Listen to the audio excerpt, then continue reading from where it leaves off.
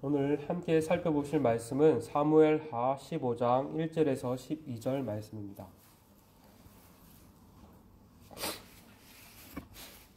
사무엘하 15장 1절로 12절 제가 가지고 있는 구약성경 487면에 있습니다. 다 찾으셨으면 함께 읽으시겠습니다.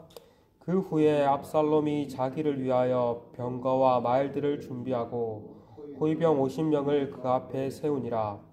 압살롬이 일찍이 일어나 성문 길 곁에 서서 어떤 사람이든지 송사가 있어 왕에게 재판을 청하러 올 때에 그 사람을 불러 이르되 너는 어느 성읍 사람이냐 하니 그 사람이 대답이 종이 이스라엘 아무 지파에 속하였나이다 하면 압살롬이 그에게 이르기를 보라 내 일이 옳고 바르다마는 내 송사를 들을 사람을 왕께서 세우지 아니하셨다 하고 또 압살롬이 이르기를 내가 이 땅에서 재판관이 되고 누구든지 송사나 재판할 일이 있어 내게로 오는 자에게 내가 정을 베풀기를 원하노라 하고 사람이 가까이 와서 그에게 절하려 하면 압살롬이 손을 펴서 그 사람을 붙들고 그에게 입맞추니 이스라엘 무리 중에 왕께 재판을 청하러 오는 자마다 압살롬의 행함이 이와 같아서 이스라엘 사람의 마음을 압살롬이 훔치니라.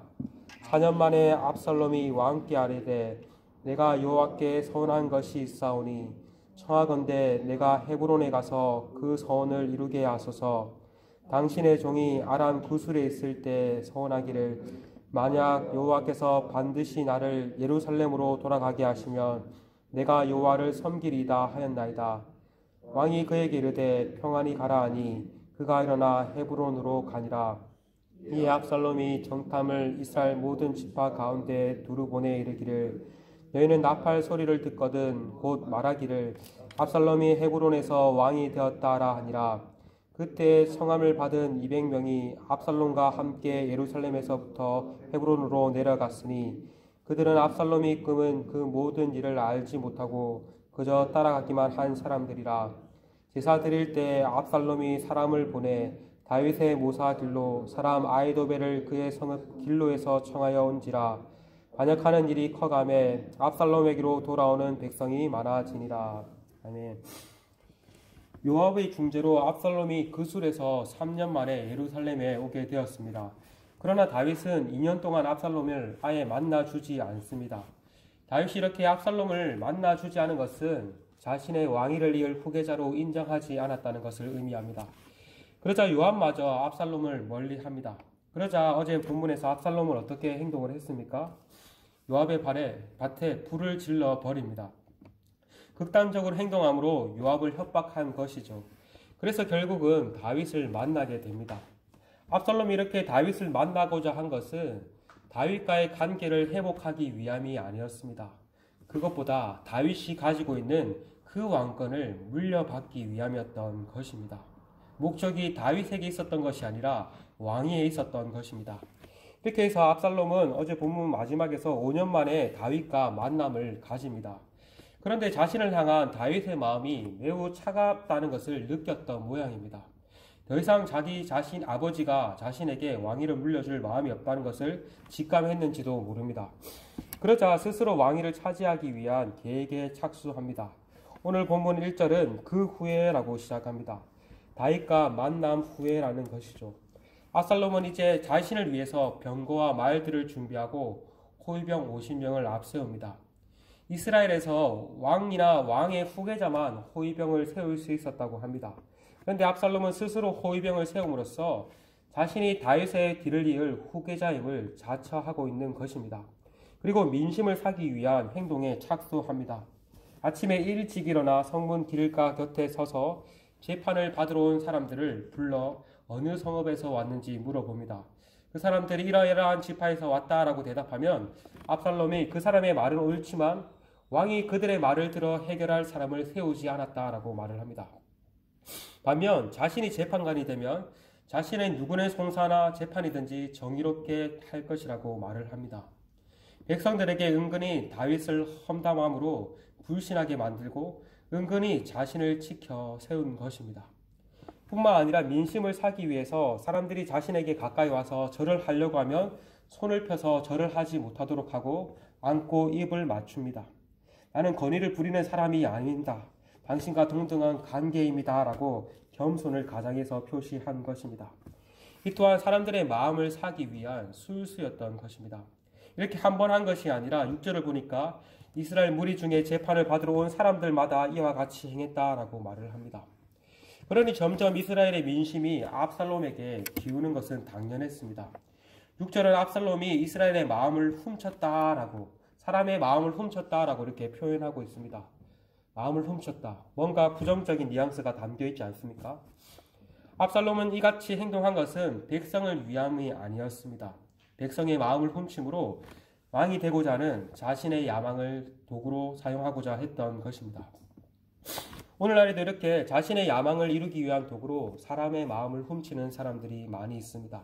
특별히 이단의 전략들이 그러하죠. 이단들 또한 기성교회에 대한 불신을 조장함으로써 겸손을 가장함으로써 사람들에게 접근합니다. 모든 것을 내어줄 것처럼 행동하고 실제로도 내어줍니다. 그래야 하여 사람들의 마음을 훔치죠. 그러므로 우리는 잘 분별해야 합니다. 사람들이 잘해줄 때 무조건 의심으로써 일관해서는 안 되지만 또한 한편으로는 잘 분별할 수 있는 눈이 있어야 합니다. 뿐만 아니라 우리 또한 우리의 야망을 이루기 위한 도구로서 사람들의 마음을 훔쳐서는 안 될 것입니다. 그저 진실하게 행동하고 진실하게 사랑을 실천해야 할 것입니다. 바라그니는 이 압살롬을 통해서 우리 안에는 이러한 압살롬이 없는지 우리 자신을 오늘 점검함으로써 함께 기도하며 나아갔으면 좋겠습니다. 이렇게 압살롬은 차근차근 백성들의 마음을 얻었습니다. 압살롬을 살해할 때도 때를 기다리며 준비하였듯이 왕위를 찬탈하기 위해 무려 4년이나 준비를 하였습니다. 실제를 보니까 4년 만에 압살롬이 왕에게 아뢰었다라고 말을 합니다. 이제는 어느 정도 자신의 기반이 다져졌다고 생각했는지 다윗을 찾아갑니다. 다윗을 속여서 암논을 살해하였듯이 이번에도 다윗을 속입니다. 다윗에게 자신이 서운한 것이 있으니 헤브론에 가서 그 서운을 이루게 해달라고 간청을 합니다. 압살롬의 야욕을 전혀 눈치채지 못한 다윗은 이것을 허락하였고 압살롬은 헤브론에서 반란을 일으킵니다. 반란이 일어난 헤브론은 유다 지파의 중심 도시요, 우리가 살펴보았듯이 다윗이 온 이스라엘의 왕이 되기 전에 유다의 왕으로 기름 부음을 받은 곳입니다. 압살롬은 그때 태어났기 때문에 압살롬은 헤브론이 자신의 고향이었습니다. 압살롬은 그곳을 반란의 중심지로 삼았던 것이죠.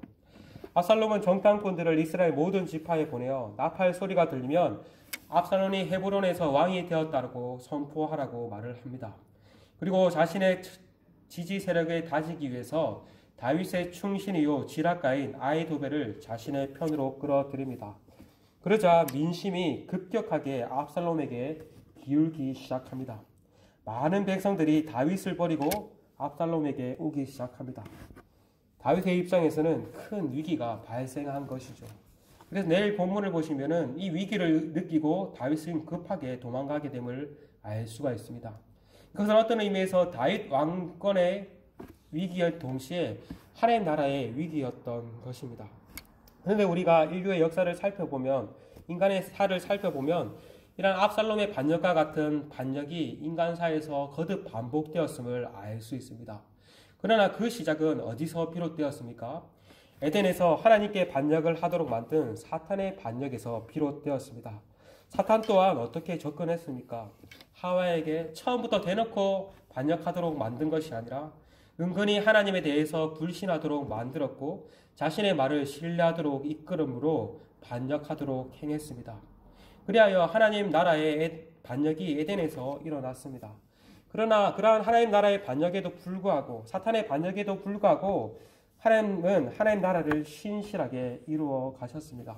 우리가 이후에도 살펴보겠지만 이렇게 압살롬이 다윗 왕권의 반역을 행했지만 그럼에도 하나님께서는 다시 다윗 왕권을 회복시키시고 압살롬 나라를 무너뜨리심을 우리는 살펴보게 됩니다. 그것은 지금도 마찬가지입니다. 지금도 사탄은 여전히 하나님 나라의 백성들을 꼬드김으로써 하나님 나라를 반역하게 만들지만 그럼에도 불구하고 하나님은 신실하게 하나님 나라를 이루어 가실 것입니다.